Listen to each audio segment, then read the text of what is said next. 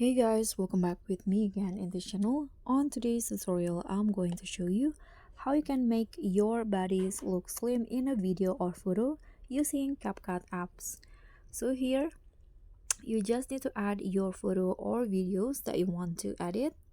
Then click on the video and find the retouch feature. Click on the body here.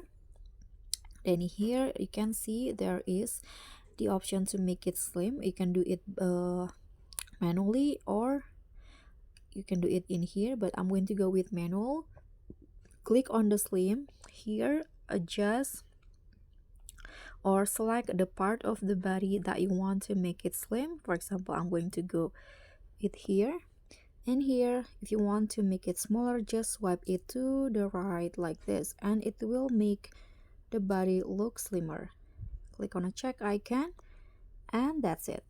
So thank you so much for watching. Don't forget to like, comment, and subscribe. Also click on the thanks. Bye.